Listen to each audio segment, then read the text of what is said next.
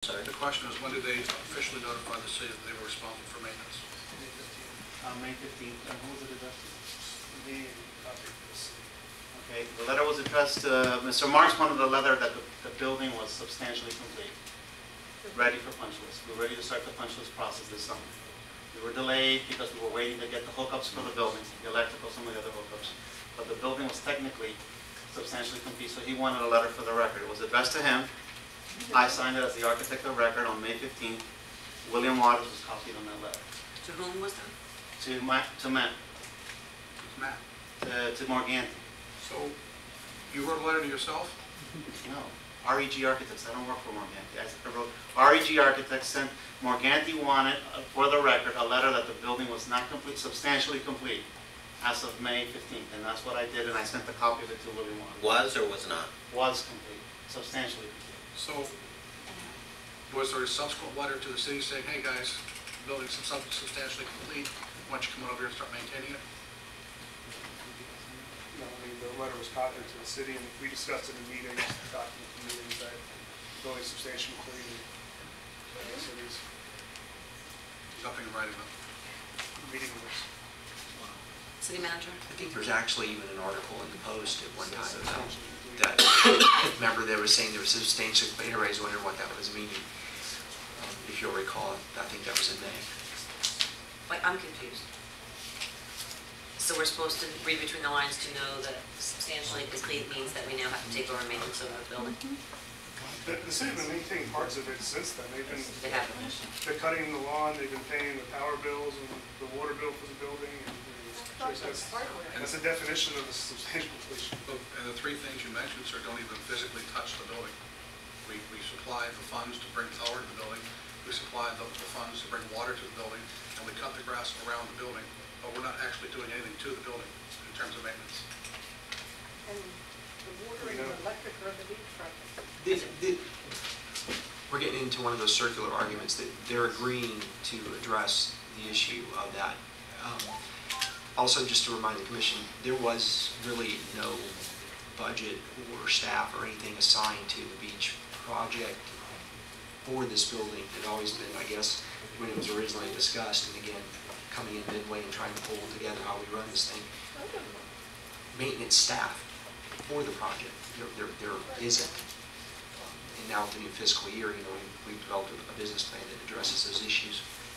How we physically execute some kind of maintenance in a building that's under construction and some of the other complications and subtleties is something we're just going to have to work out.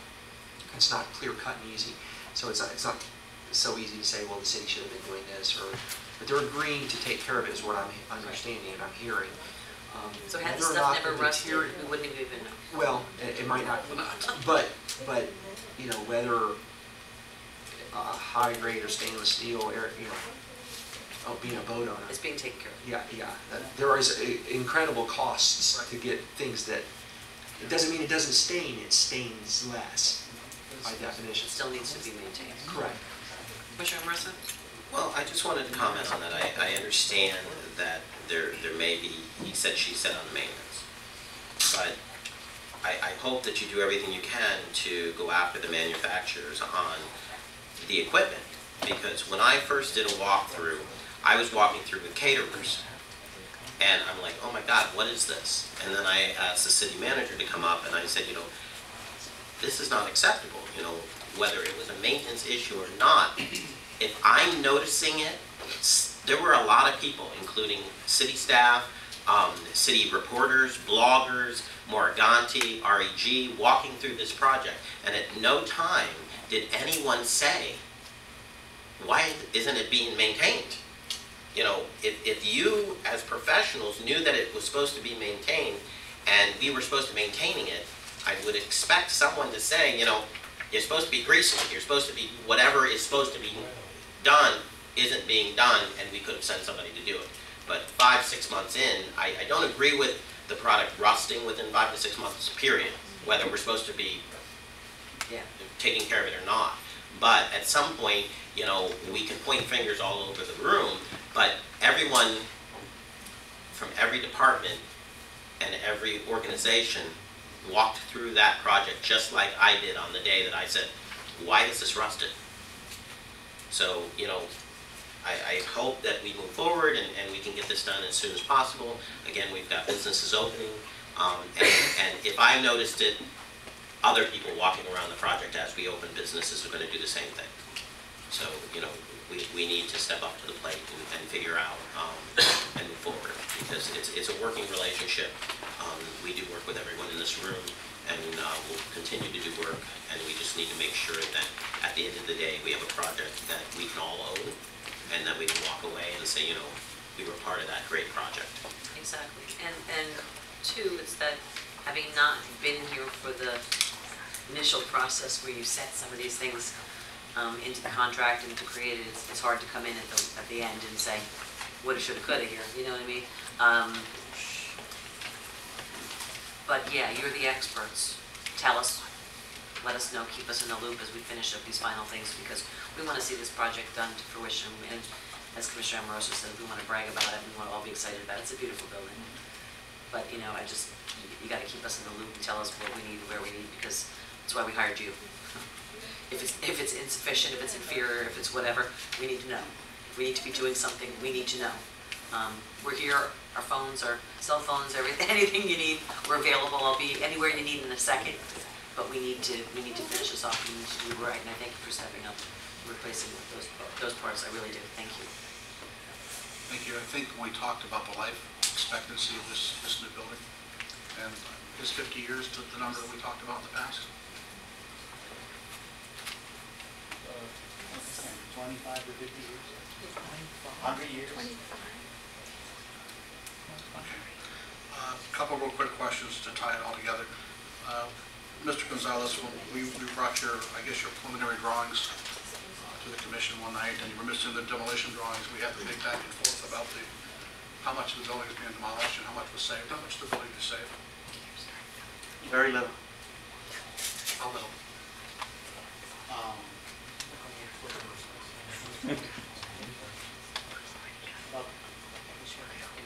About 25% of the structure. You saved 25%? Tell me what you saved. Both foundations were reused from the existing casino. We saved the south section, the whole south section, Is it marked? walls and tie-beam. We marked it somehow to commemorate? Have we marked somehow to commemorate that this was the original wall? It's I mean, you know, this was buried within the. This was supposed to be a rehab. Right. And when we got into it, and I have the letters from the engineers, when we got into it and we found that they used beach sand, and nobody could certify reusing more of the walls, we had to do what was safe, because that building, by the way, was very unsafe. That building could have collapsed at any moment. All right, so the best thing that happened to that building was that the project moved forward and that we were able to address that building condition and that we made it safe again. Well, when you and I had our conversation that night, you were missing the demolition drawings in the packet. And I said, this looks like a 95% demo here. And you got all, you know, in a flutter about that and insisted that I was crazy. So I think that, you know, we need to reconcile this. You're telling me 25% of the building, and I'd like to know, you know, specifically what you saved. We just told you. All right, and the issue of the pilings. Well, in reference to that, is the building classified as a renovation or a reconstruction? I'm sorry? But Mr. Water? What do you mean, you're not going to get out of it? You didn't sit part of that. Per the building permit that was issued by the building official, it is classified as a rehabilitation. Not a reconstruction. Could you explain, Mr. Waters, just exactly how we went about that? I'd like everybody to hear how we used the pool and the parking structure, or the little pavilion and half of the eastern side of Lake Worth to get an appraisal dollar value to work the numbers to get that permit. Would you explain how we did that? Well, I can't explain the whole process, but at a meeting in, I think, October of 2010, we were discussing the question of pilings, and it was raised by the building official at that time, what sort of code deficiencies the building had. And I brought back a question to the city at the time, had the building experienced code deficiency, and actually the city building official Farinelli had actually condemned the building and written an extensive report on all the code deficiencies.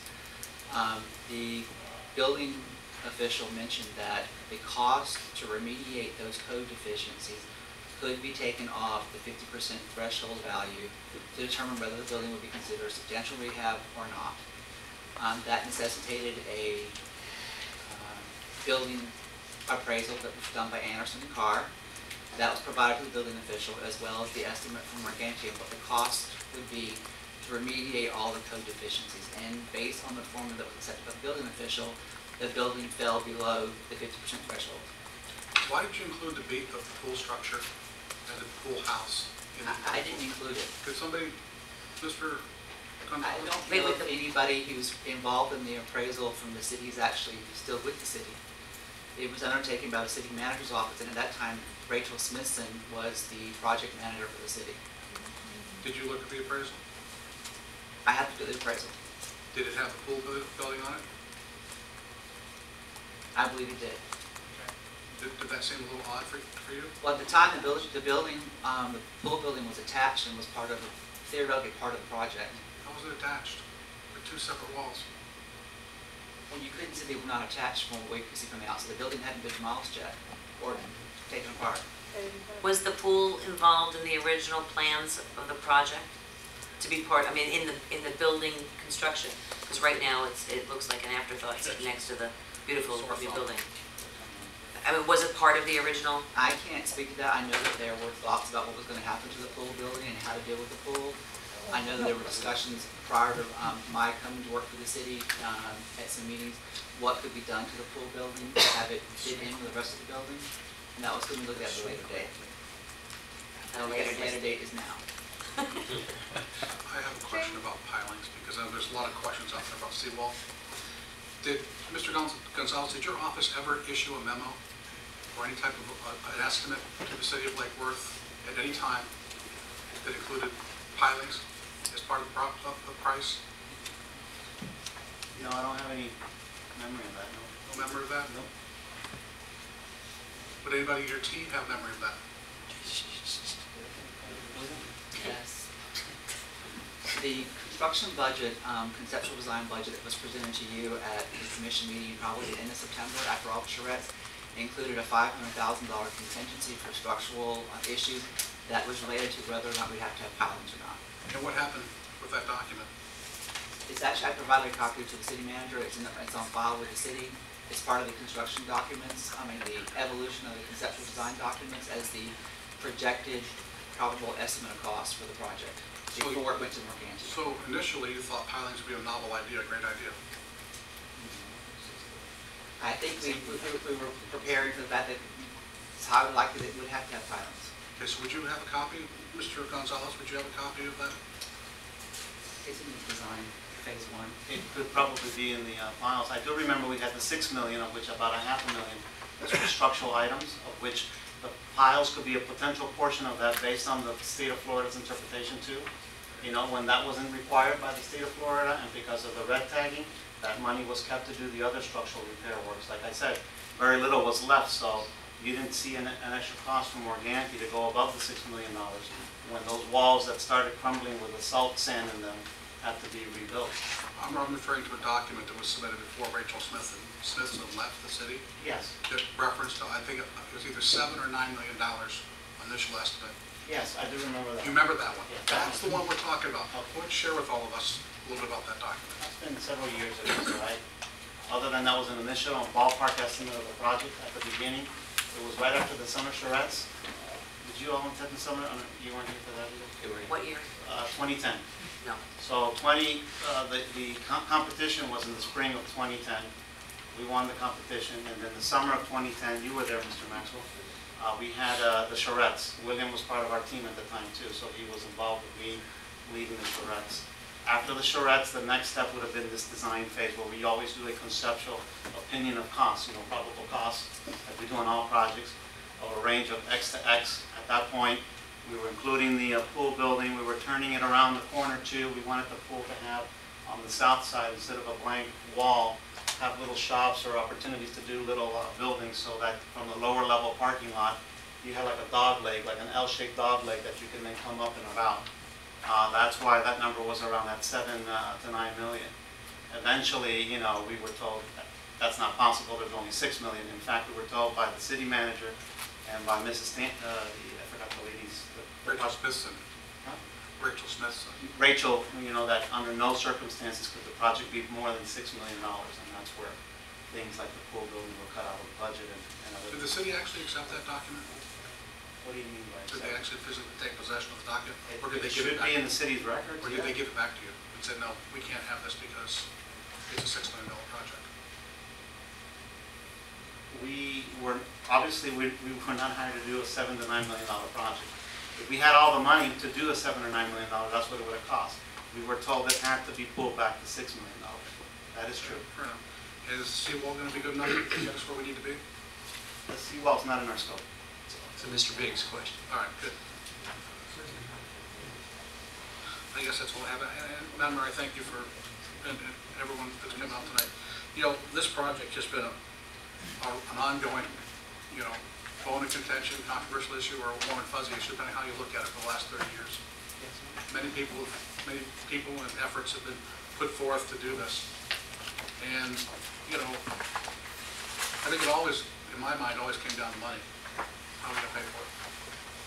And as I said when I opened up the meeting, that, you know, I didn't feel that we were in a financial position to do this. And I think that some of the comments that you made tonight may have spoken to that, because in reality, I think if we had done it the way maybe what it should have been done, I think if I had done the project, it had been my home, let's say, that was being constructed on the beach, probably would have had pilings in it to secure it. I probably would have had stainless steel fixtures that wouldn't rust. I probably would have done a lot of the things that it seemed to be lacking here tonight. And I don't know if the city came to you and said, oh, no, we can't do that because we can't afford it, or if you went back to them and say, look, you can't afford it, and you got to cut back. But either way, I think there should have been clearer communication, because what we asked for, I think what the public's expecting, is going to come up a little bit short. You know, we were expecting a real great green certification, and I'm hearing that we're going to just squeak through and get barely a certification for green. We had to take a lot of elements away. What elements did you have to take out of that building, by the way? You know what I'm asking? What elements did you take away from the building to get under $6 million? We had a clock feature at one point. Some of the former commissioners wanted the tower to be like a lookout tower. We said that wasn't feasible. I forget the lady's name, but one of the lady city prior commissioners wanted to have go up and use that. I remember those two things. William, anything else? There were some choices made to delete, but still accommodate in the building future green elements. The cistern was taken out, enhanced commissioning. There were independent monitoring systems proposed as directed by one of the city commissioners that had to be deleted. The northwest wing was larger originally than it is now. I believe the part that was at the restrooms on the southeast side were also larger. That area was pulled back. There's actually more area on the outside uncovered than what was originally in the plan. It was more square footage that was actually air conditioned. It's less expensive to build out